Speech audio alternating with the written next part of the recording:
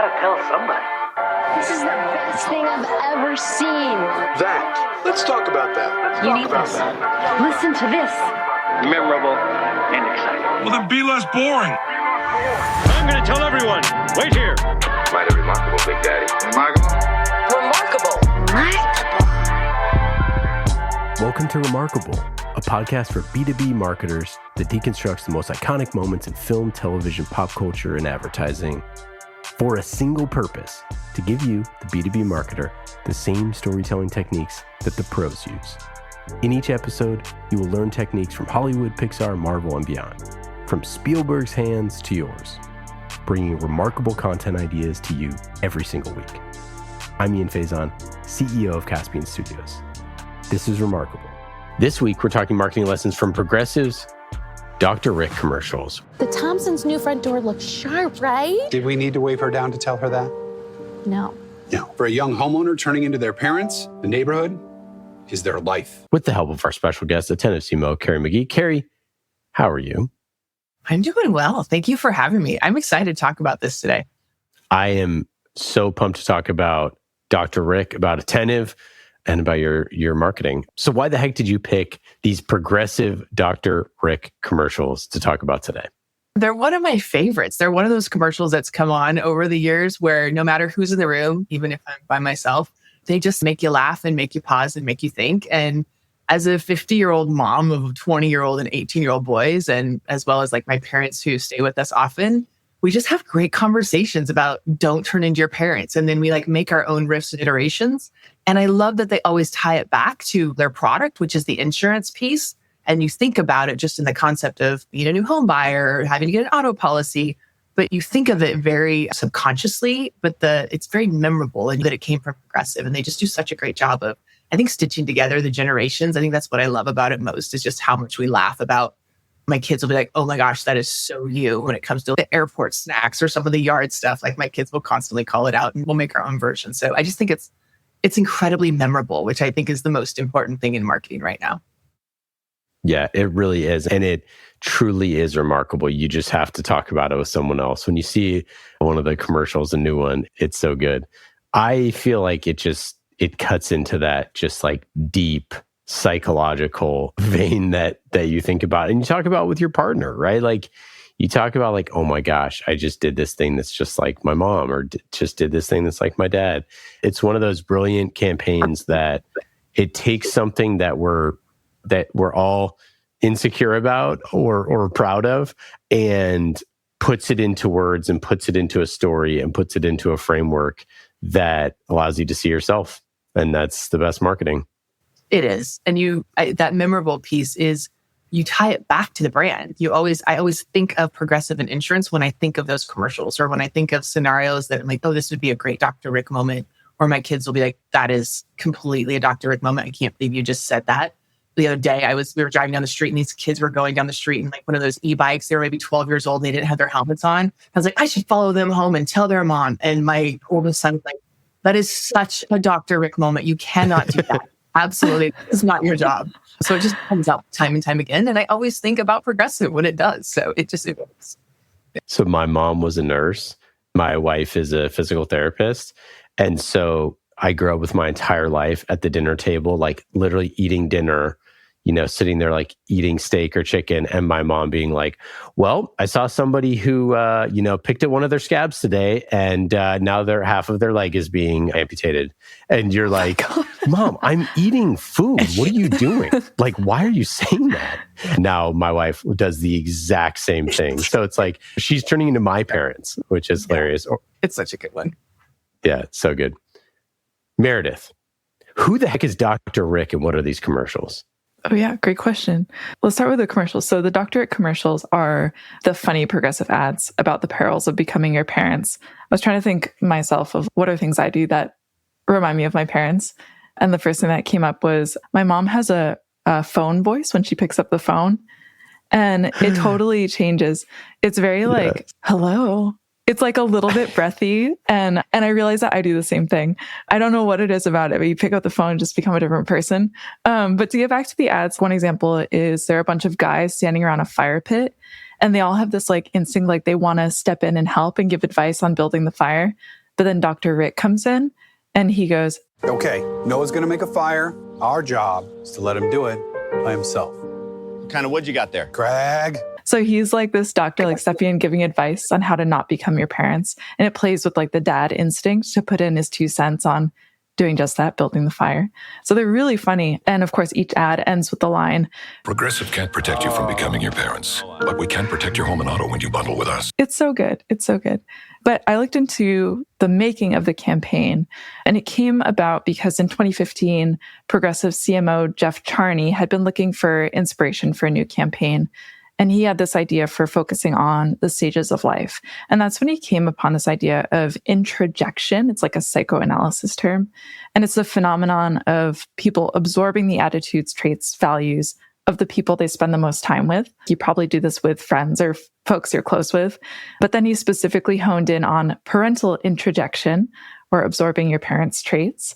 And Charney said that when they were building this campaign, they spoke with behavioral scientists and psychology researchers. And he said, we found that there was a grown-up switch that everybody has. And he said, we initially thought that it was when people had kids, but we found out it was when they buy homes. And that sort of ties to Progressive and home insurance.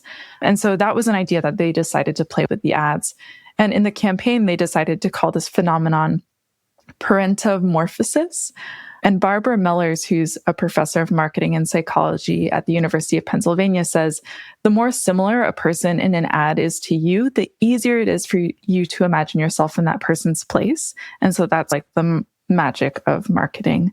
And Mellers pointed out that it's a common and familiar phenomenon, but this parentomorphosis, but one that hasn't been so distinctly pointed out. So it feels like really familiar, and you're like, oh my gosh, like I really understand that. And I can think of times where I've felt like I'm acting like my parents. And she said that when she first watched a Dr. Rick ad, she said, I started remembering funny things about sounding like my mother. So I think it's making you have a connection to an experience you've had in real life, and sort of calling that out. And for the commercials, Progressive teamed up with ad agency Arnold Worldwide to create them. The ads are performed, I thought this was cool, the ads are performed by improv actors that they recruited from the Groundlings in Second City. And the actor who plays Dr. Rick is Bill Glass, and he's actually an improv actor. So a lot of the lines in it are improvised, which I thought was cool. And the commercials were introduced in April 2020 and are still ongoing now. I'm wondering if you have a specific like example of an ad, of one of these ads, Keri, that you want to share with us. Yeah, the one, I have teenage adolescent boys. And so the one that I think that just keeps coming up is the airport one. I don't know if you guys have seen it, where they're in the store, they're getting ready to buy snacks at like the airport store, going to the thing. And she like knocks it out of their hands. No, I brought all these snacks from home. And she starts pulling out like foil banana bread and stuff. And it's like, yeah, don't do that.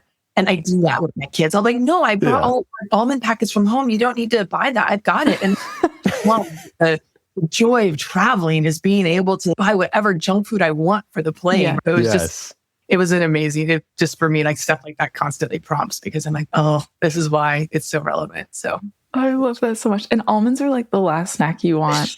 It's so healthy. You're like, no, I want like gummy bears. Totally. Yeah. They're like, give me the Pringles and the gummy bears. Yeah.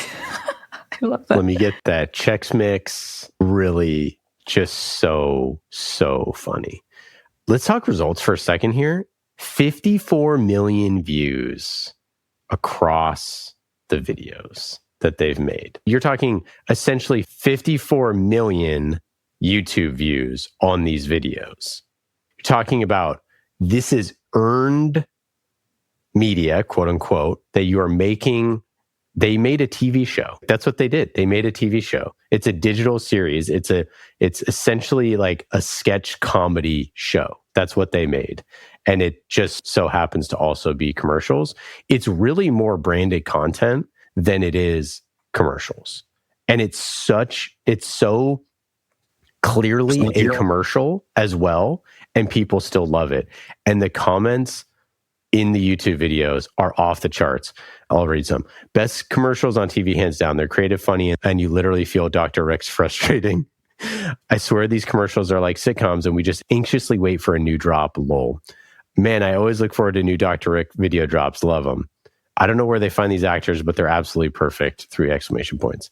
My mom practically followed me into the bathroom today and said, have you seen the newest Progressive commercial?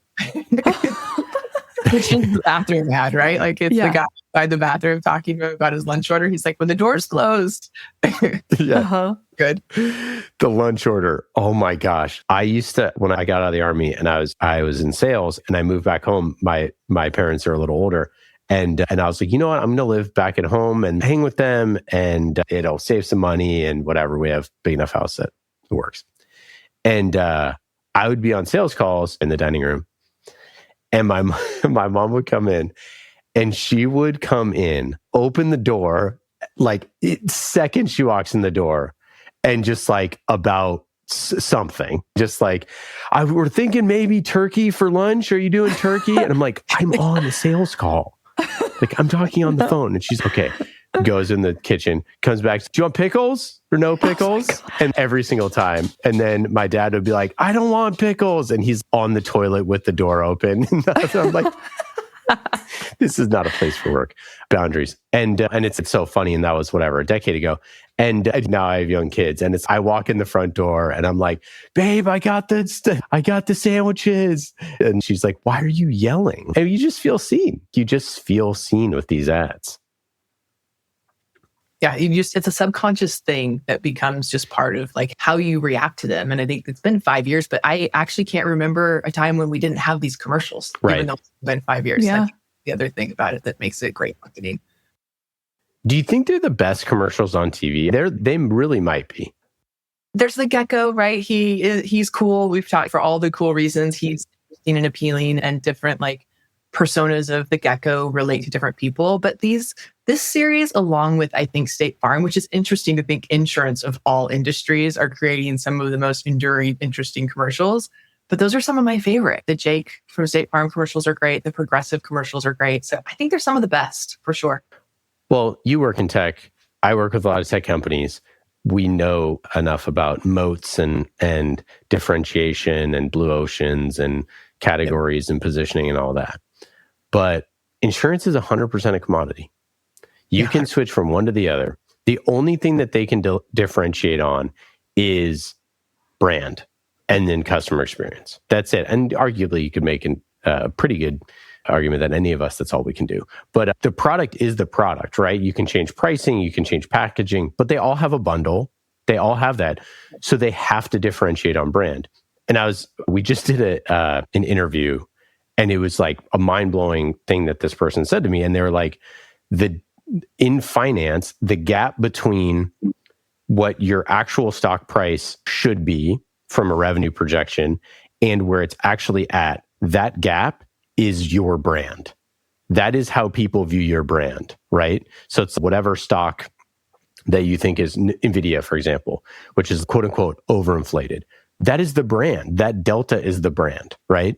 And if you're an insurance company, you have to fight tooth and nail to win brand.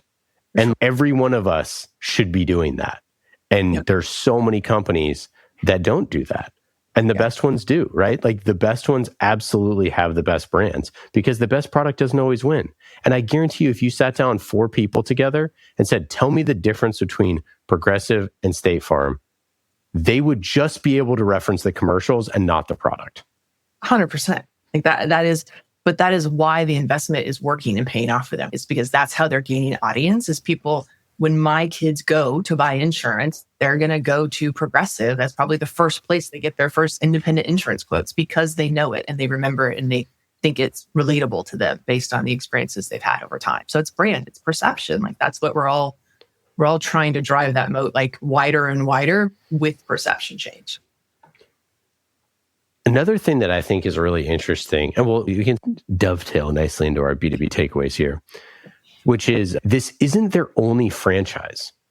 They also have Flow, right? Yeah. So they also made a fake spokesperson who has all these other characters and does all this other stuff. And this is not scientific. We'd have to go back and look at it. But from what I could understand, that Dr. Rick outperforms Flow by quite a bit.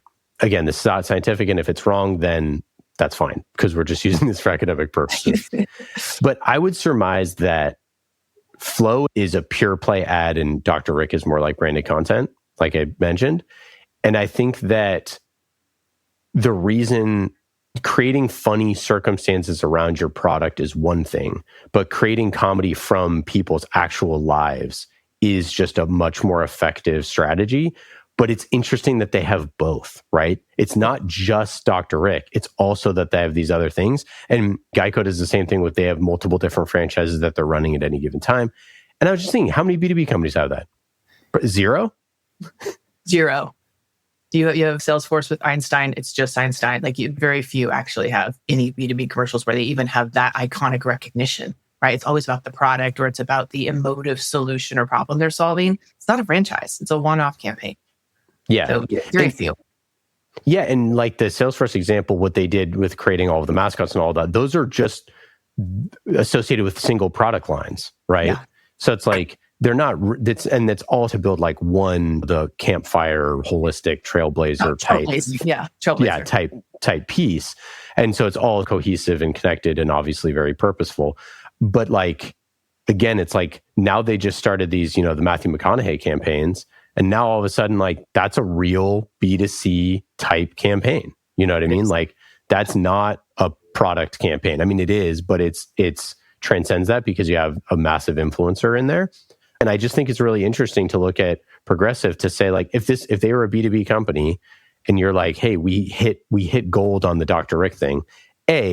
I feel like a B2B company, if they did this, would not create 100 more Dr. Rick videos. They'd be like, oh, we struck gold with this, like on to the next. I feel like there's so many people where it's like, oh, we made this awesome thing. It's like, what are we going to do next year? Whereas like consumer companies, when they hit on something, they're like, oh, it's so hard to, to find gold. We're going to mine this forever. Gecko, we're going to mine it forever. Yeah, I can't think of any B2B that actually have been able to do that. The Matthew McConaughey is an interesting one. And there's definitely some brands out that are doing more consumer plays, right? Because they're trying to resonate. It's the perception, even if it's in an investor audience, it's a broader buyer circle. They're just trying to drive, I think, that perception. But most of the true B2B play companies are not investing in brand in that way. They're really doubling down on like product marketing and differentiation and specific campaigns. But I think of the brands that are like really popping out where people kind of know who they are from a B2B play, like a Snowflake. A lot of people know what Snowflake is. Yeah. Not many consumers care about what it powers, but they know what it is because you see it everywhere. Yep. But they've not done anything from a true B2B play. And they could, like a Salesforce, but they don't because the perception, I think, is the return on investment is not there. And so you don't get that brand buy-in when in reality, I think what we find with B2B buyers is they make decisions as people, not as companies of which they're spending money for. They decide to spend on huge commits for contracts and platform services because they believe in the people they're going to be working with or the people they interacted in the process. And I think we undervalue that a lot in B2B marketing. And we get stuck in the like ROI of how much money are we spending and what's it going to drive for conversion. The reality is the things that are impossible to measure are where we are starting to place bigger bets, definitely, because it's the only way to drive differentiation is through that brand. A product that sends an email, a product that sends an SMS message, it's also a commoditized like area. Like channels are very commoditized and everybody has a version of it. And yes, there's nuanced differences, but you have to lean into the brand and really making sure people understand your story, your innovation, who you are as a company. And to me, that's like the opportunity with where would you invest? How do you say that through a brand campaign or some type of legacy campaign that you can continue to create a franchise around? I also think that there is so much power in having a spokesperson. And it's just so like, you look at how many incredibly powerful spokespeople there are. Like, I'm just like Shaq with Icy Hot. You know what I mean? And again, this is not really a B2B thing, but we talked to someone on this show that did a really big brand campaign with Terry Crews. And it was like 95% market penetration that knew that he like, it was like crazy off the charts. I was like, why didn't you keep doing it? And they're like, it's tough. Expensive. But, the Jeff Goldblum commercials for apartments.com, like those were insane recognition, like an amazing spokesperson, but they eventually have slowed down, but it does, people associate with him and then the brand comes. And it's worth the bet for a lot of brands. Yeah. But I think what's interesting with Dr. Rick is that they made something up. That it's like this actually, not saying that he's a nobody actor, but he's not a famous person, like a household name. He's not Matthew McConaughey. So what the gap is, instead of, and I'd say Flo is probably the same way, right? Like she was not a super famous actress either. So the gap is you take someone who's unknown and you make them into a character that is now known. And then therefore you don't have to pay for the shiny new thing. And I think that just to zone in on Dr. Rick for a second, what's so funny is that he gets mad. And it's so, you feel it in your soul. And you're like, oh, I get it, man. You're just trying so hard to help these people and they just can't resist it. You know what I mean? And there's just something so human about that moment of him getting mad. And we've all been a teacher before and have your students fail you. And it's so good. Yeah, it is. I think knowing the history actually of Meredith, that they really didn't go out and hire a bunch of well-known, expensive actors, that actually adds to it that they are a part of creating the franchise like evolution. For me, that actually makes it even more endearing. And you aspire to be able to land something like that's that memorable and has that much of an impact. Yeah, totally. I love that part. Meredith, I'm curious, like when you were digging in and you got to the idea of like introjection and like how much thought went into the actual making of the psychology piece of this and making up this made up phrase, the parentomorphosis thing. Yeah. That part to me is like really fun. Just, hey, we're going to make up a thing. Anytime you make up a word and make up a thing, like that's just really funny. Yeah, definitely. I think it makes it less psychoanalysis and more like you can connect with it as a real person. Yeah, it's more silly. Yeah. Yeah. How many people have Googled it though? Don't you wonder like how many people watch those commercials when they say it in the books and it's like on it and he talks about it? You got to wonder sometimes, what is this? Is this a real condition? I'm seeing a lot of people. Definitely. I also love, I love any type of like trigger marketing. Consumer is so good at that because so much of the marketing world around consumer is like so trigger based. Whereas I feel like B2B is a lot more pain based, if that makes sense. Or at least how it's perceived. It seems like to you that it skews more, I'm turning into my parents as a parent than as a homeowner. And I never had thought about that. So I have made the campaign, remade it in my own head. No, that's true. Because they really lean in on that homeowner piece of, even in the commercials, they talk about being a new homeowner. They don't talk about being parents necessarily. But for me as well, I tie it to turning into my parents is something that's much more relevant and something that I'm like immersed in as a parent versus when I was without kids, even married and a homeowner. My life was very different. The things I did, the things I cared about were very different than once I started having the accountability for other humans. That's where I think I leaned into becoming my parents a little bit more. And maybe homeownership, like where they customize and personalize and clean the garbage cans, like that piece of it. So I think it's different for everyone, but for me too on the parent side. Yeah, I think it's super true in both cases, right? Like becoming a homeowner for me, like when I was a homeowner when I was 22 or 23, in the Army, like I didn't care about any of that stuff. And then as a homeowner, 15 years later, I'm like, these tomato plants are droopy. I'm like, do I not have the right lattice work? And I'm like sitting out there and I'm like, but it's also for me, I'm like, I've said this before though, I understand my dad so much better now after having kids, because now you relive all of that stuff as, for me personally, as a parent. So I'm like, I never understood why my dad grew gourds in our yard. I'm like, this is the stupidest thing to grow. You can't even eat them. Like, why are you growing gourds? And now I have this like side yard grew last year, and I have a pumpkin that I grew that's like 50 pounds. It's still sitting on my porch. By the way, it's still cranking. It's still fine. Just sitting on my porch. But anyways, I'm like, yeah, why not grow gourds? Because then you realize, oh my gosh, I'm like turning into my dad because you just got to the point. But there is this sort of, it just drives this introspection. And that's why the ads are so funny, because it makes you really think about yourself. And you're like, why do I do that? No, it totally does. And then you stop yourself. When I see myself becoming my mother, amazing human who I admire and love. But in my mind, like, I can never become her because that means I am as old as her. And I have all stages to where I really don't want to become my parents. But I'm like, why am I so worried about? They're actually great humans. But it's more of the correlation with my kids who tease me about it, right? They're like, oh my gosh, you're so turning into Mimi and Papa. That's such a Mimi and Papa thing to do. I'm like, oh, it means I'm getting old. But I think part of it is that you realize at a certain point as an adult, you realize that you are an adult and that somebody has to do it. And like I was talking to my brother-in-law, he literally jumped in front of a car, stopped the car because they were driving too fast. And he got in a verbal altercation with the driver. It was like an 18-year-old kid. And he was just like, there's kids in this neighborhood. You're driving way too fast. Is that what you want to do for the rest of your life? Have that hang on your shoulder? And I was like, bro, I can't believe you literally did that. I can't believe you said that. That's crazy. It was like, wow. But then you think about it, and then I thought about it later. I'm like, yeah, but who's going to do it? Totally. Yeah. He's like the vigilante of the neighborhood. Yeah, that's right. That's right. The reverse vigilante. It's the neighborhood watch. Yeah. But yeah, it's just the best. It's such a good campaign. Yeah. Any other sort of final thoughts on the campaign here, Keri, or B2B lessons or takeaways?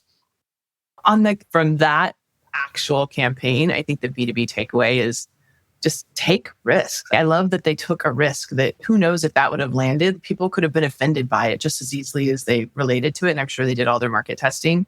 But the takeaway for that campaign for me is take risks and figure out like, how's your audience going to just relate to you? It's not in B2B. It's not always the ROI. It's not always the product. Yes, it matters when they're making financial decisions, but it's that human piece that I think we're so fearful of losing. And we will if we don't constantly put the customer at the core of what we do and understand what resonates with them, test into it. So that's like my B2B learned from that whole campaign. Yeah, I think my biggest takeaway is that go figure out your customer's most insecure moment. Not with your product, not with something that's self-serving, but go find the thing that's their most insecure moment and add some levity. Make a joke about it. Make a character. It's so easy. We've talked about different sort of things here about go find some improv actors. Go find an improv actor. Make a character. Make that person your persona and have them and make some jokes about that insecure moment. And there's so many memes out there now. There's so many memes that you can just go find a meme that's already went viral for your group. You're selling to developers and it's the moment you hit deploy and the 3 seconds when it's about to go live or whatever, and you have a panic attack. There's whatever that thing is, whatever that insecurity is, just create a little character around that and just do some skits. And that costs virtually nothing. Yeah. Iterable just did a campaign as a B2B group talking about personalization and deliverability. And that's something that we focus on at Attentive too. But they did it in they created a character who's like sitting in the go room, right? Getting ready to send like really important emails. And the fear around like sending a personal email versus sending everybody the same email. And like they created this like little monster character that is pretty funny. Like it's a pretty good little B2B piece, but it does work oftentimes if you get it right. And you really know what is that insecurity, which I think people just blow past and go toward the self-indulgent, but we have so much value. We deliver so much ROI. That's not what we care about. That's not what's going to compel somebody to spend more with you or to completely change a program. Yeah. One other thing that I would just say there too is I love the sort of framework of two things. One, that 95% of the time people are not in market for your solution, right? So there's that data. Then there's the second piece, which is they think about your problem potentially 5 minutes a year, right? Like 30 minutes a year when they're evaluating, should I renew or whatever. But there are things that they do think about every day. And so if you want to stay top of mind, then you should be creating marketing about the things that occupy their mind, not necessarily just your product. And I think about turning into my parents every day, which is why it's great advertising. Because then I think of progressive, right? That's exactly it. It is. And you have to think about people when you think about products or why people buy them, it's often to solve a problem, but it comes from a root of a fear, right? Like people don't want to change or don't want to dramatically shift something that might be working okay at fear of losing their job, at fear of not being successful. There's all this like fear that's also based in it, the things that keep them up at night. Like they want to make sure that they are delivering on what they're supposed to be delivering. It's the same thing we do as parents. Like we don't make changes because of fear typically, or things that we care about. And I think the similar like inverse of what you're saying is like the things that you think about all the time. What are the things they think about all the time, and create content that is aligned to that. And sometimes. Okay, final B2B takeaway for me is create a series. I literally wrote a book called The Serialized Content Framework. So obviously I always think about things as serialized and series, but I think that this proves my point. It's like they have done so many videos of this and they're so popular that they just need to drop the new one and it gets 50,000 views immediately on YouTube. Like not even running the ad campaign. So if you create a series with characters that are fictional, you get to control the narrative, actual ad copy, and lo and behold, now you have a series that can continue to perform over time, get shared on TikTok, get shared on LinkedIn and Instagram and all these other places. And it's like, it's not rocket science that if you create a good, funny series that you can just repeat over and over again for your audience that makes them feel seen, like that's a winning formula. And there's just so few brands that do that. What do you think prevents them from doing it? Because I agree with you. It is a winning formula and it should be an easy thing to sell in. But it's like the risk, I think, that prevents people from doing it, putting the energy, the spend, the creative power, and it doesn't have to take that much to do it. Are so scared about showing the CFO and sales team that they did something that feels like art. I truly believe this. Costs can be really prohibitive too, for sure. But like I have pitches right now that we're pitching people for like really fun, like comedy series, like sketch comedy type series, built for LinkedIn, built for social. And I cannot tell you how many times I get yeah, that's cool. Or, oh, that would be cool, but we could never do that. Or, yeah, I doubt that's going to get approved. And you're like, this is 50 grand. We're not talking about something insane here, right? We're not talking about like $250,000 thing. I'm like, we're talking about a series of videos that have actors and are shot beautifully and look cool for 50 grand. I'm like, if you can't afford to do an experiment like that, to just see what happens, to make something funny for your audience, then like, I don't know what to tell you. And I think that's the thing that's just tough is people they don't want to take a risk on something like that because they're fearful of some blowback. And the truth is, nobody cares. Like nobody cares if you fail on that type of stuff. And like the show Murder in HR that we did, it was really hard. I pitched a lot of people that before GymPass agreed. And it was like, people thought it was crazy. It's like a murder mystery in HR. What are you talking about? And it's like 2 million people listen to it. You know what I mean? So it's like, it's not that crazy.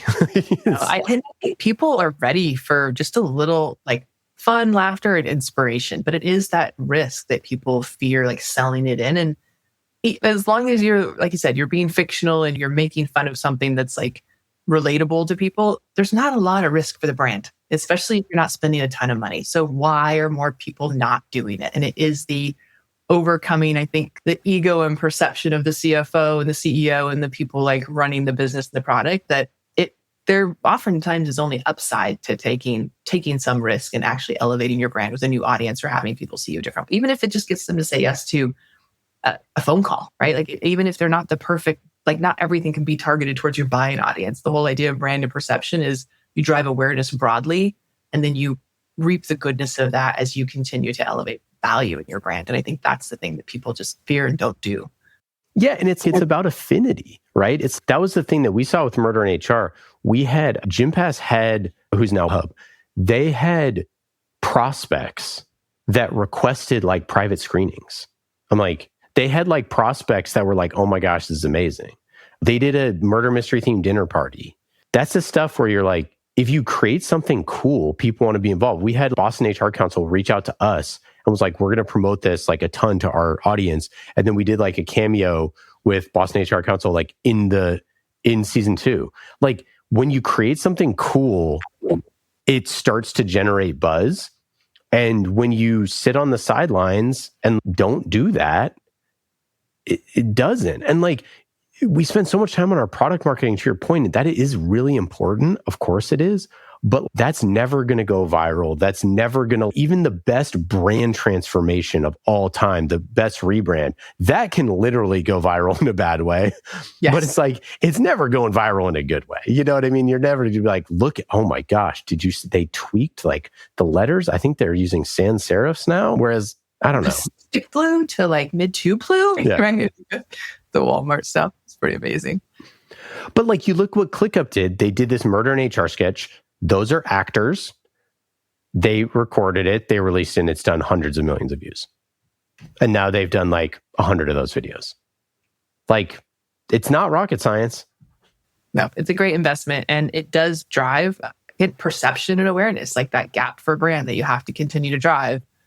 They are way out ahead of their competitor set just from those types of brand campaigns. I think we did a wonderful job getting all the way into Dr. Rick. He would be proud of us, I think. Except I don't know if he would be proud of the pumpkin sitting on my porch since October. He might push back on that. Pumpkin down, yeah. He'd be like, just get rid of the pumpkin. It doesn't need to be there. Christmas lights one, right? Like people who leave their Christmas lights on almost year round now and they don't take them down. That should be their next Dr. Rick. Yeah, that would be a really good one. That's where you're just like on next level content. If like people are suggesting ideas to you, that's how invested they are. Like, do one on this, do one on this. Yeah, that's great. I just want to talk briefly about Attentive. You all are doing some amazingly cool stuff with your brand, with content, with your marketing. How do you think about the just connection between your marketing strategy and content and brand and how it all fits together?